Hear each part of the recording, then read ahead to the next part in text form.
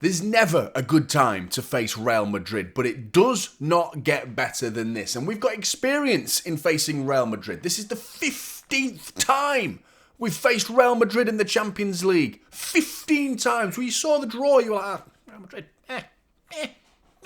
Real Madrid, every year, Real Madrid.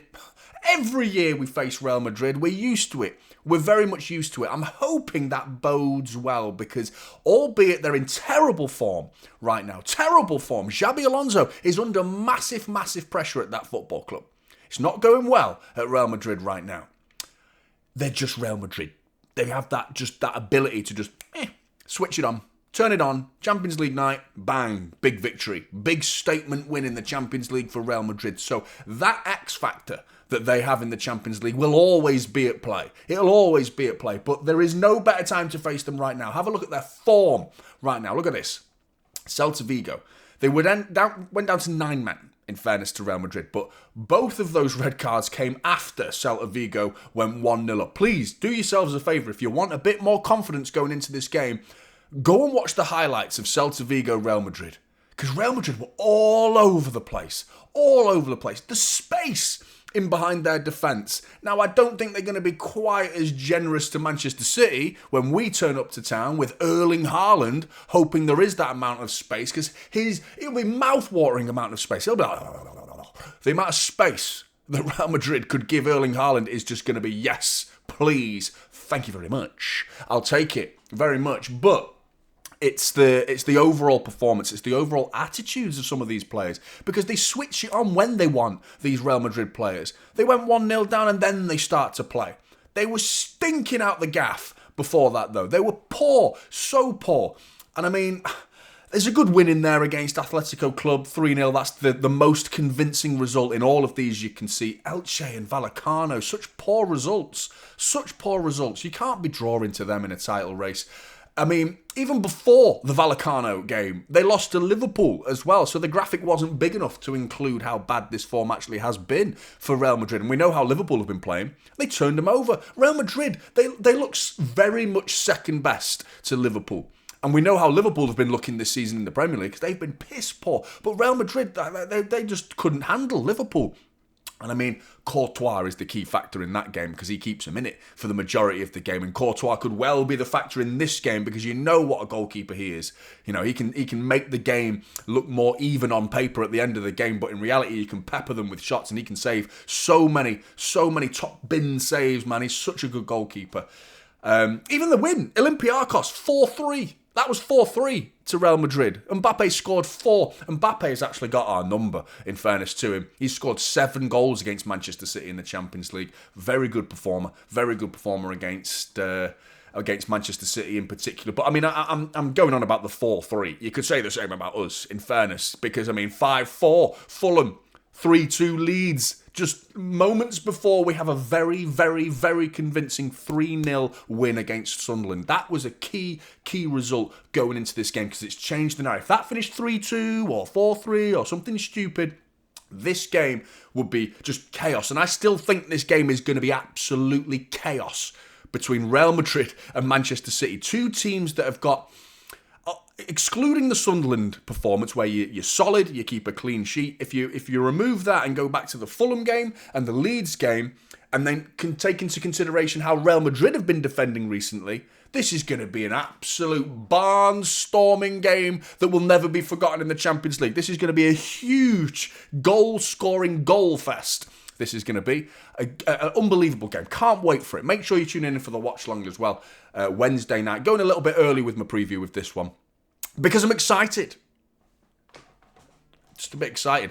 Now, the reason Real Madrid might be struggling is look at the defenders that they're missing. Their defence has been decimated. Decimated. I mean, Militao actually went off. That's great news for us. Militao went off in the first half of the Celta Vigo game. Looked very, very serious as well. The way he was limping off, being carried off two people. He was like, oh, one of them. Like, oh, you're wondering whether he's going to make it for this game. Probably not. Carvajal, Alexander-Arnold and Mendy as well, all out. So they have got a makeshift defence going on back there that can be exposed by the likes of, hopefully, Ryan Cherky, Jeremy Doku, Erling Haaland as well. They still have quality in midfield and going forward beyond that. But City Stones has emerged as a new injured player. Welcoming him is Rodri and Kovacic. They'll be saying welcome to the medical treatment room, because he's now part of it. I mean, you're wondering about Stones' career at Manchester City. The way Pep spoke was like it's another long one, this. That's the way he spoke about it. You've got to question the career now for John Stones at Manchester City. I'm not sure selling him is the answer, but I mean, I don't know, just like phasing him out, maybe bring him into coaching, something like that, because I mean, he can't get through a season. He can't get through half a season without picking up a big injury that keeps him out for months, So nothing confirmed there by Pep, but Stones being out, you fear the worst. And obviously Rodri and Kovacic as well. But let's have a look at the 11s. I've pretty much gone with the same 11 against Sunderland. Now, obviously that's a simple thing to do. I'm excited to see Ryan Cherky. I have a bad feeling he might not play though. I've got a funny feeling Pep might not play Cherky in this game. It would be crazy, and I think he'd get a lot of stick off the City fans, considering how good he was against Sunderland. He must be chomping at the bit. But Pep even came out after that game and suggested that there was still things to improve on. He was really like not letting him, relax. Don't get comfortable, mate. There's still more to come from you, Ryan Cherky. Now, I appreciate that. I just feel like this is a game. He deserves to play this game for me. The only way I don't see Cherky playing is if he takes Cherky off, puts Foden into that position, and brings in Tijani Reinders alongside. Now, it's not the end of the world. It probably is a little bit more of a natural matchup against the midfield of Real Madrid. There's a bit more of natural midfielders in there compared to Phil Foden, who I think is more closer to a forward-thinking player, to more of that balanced midfield. I just think we should be taking the game to him. They're vulnerable right now. We really should be taking the game to him. And the link-up play we saw between Ryan Cherky and Phil Foden is just nothing to be... you don't scoff at that. You don't turn your nose up at that. You welcome it. You play it. When you see it, you play it next week and the week after that. You keep playing it until it becomes a logical time to rest these two players. What I've gone with in Real Madrid, though, I've gone for Valverde, who has played numerous times. He played against us last season, if I remember rightly, at fullback as well. And I want to see that. Jeremy Doku in those little pockets and Ryan Cherky in those pockets. And I'm telling you right now, the game will be won by our fullbacks and their involvement, their important role in this game, because we saw the problems it caused against Liverpool with Conor Bradley, who couldn't cope with Jeremy Doku inside that pocket. Valverde, who did very well against the last time he went up against Jeremy Doku. I feel like he could do the same again. But Jeremy Doku just hold up the ball and let Nico O'Reilly come into play, because they won't know whether to stick or twist. I think they will play Camavinga for the physical aspect that he brings to their midfield, but also getting back and covering on that right-hand side for Valverde and doubling up against the likes of Jeremy Doku, which is where you bring in Nico O'Reilly, because Gula is a little bit more, slightly more hard-working compared to the other winger for Real Madrid, which is Vinicius Jr. and Kylian Mbappe and Vinicius Jr. I wouldn't be surprised to see Arda Gula actually get back, and sometimes it forms a 4-4-2 and leave these two up just for the counter-attack. I wouldn't be surprised to see that, but I still think there's available options for Manchester City to expose the lack of wanting to get back from these Real Madrid front three. And if your fullbacks are coming forward and you've got Cherky and Jeremy Doku inside these pockets here, then it's going to cause chaos for Carreras or Valverde, not knowing whether to stick or twist. Do I go inside and look after Jeremy Doku and expose the outside for Nico O'Reilly to bomb it forward into? Same on the other side for Mateus Nunes. But I really think as well, and Foden coming in, drifting late, crashing the box late with some late runs because of the presence of Cherky and Doku just occupying defenders, being in their peripheral and just like concerns all over the pitch. And I think this setup is brilliant. Bernardo Silva will probably sit a little bit deeper, but you could see Phil Foden getting into that little pocket and causing chaos and trying to get in behind Tchouaméni a little bit and cause chaos there.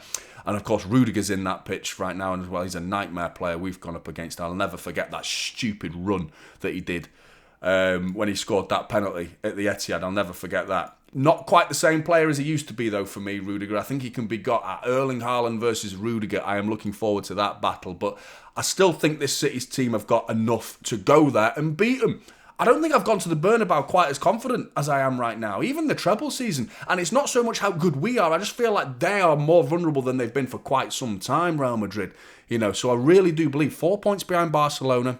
They're still well within a title race as well, so they can't be writing that off. They have to take into considerations games that are coming up. Same for City, though. Same for City, because we've got Palace around the corner as well. You have to consider that with the minutes that are going to be played, so I wouldn't expect to see too many changes, because I think if we win this game, we can start resting players in the Champions League and rotating and still hoping, not to the extent of Leverkusen, not to that extent, just one or two, not 10, one or two that can be rotated here and there just to give other players a few minutes against Bodo Glimt and Galatasaray at home, which is key because it's at home. Big difference compared to Galatasaray away.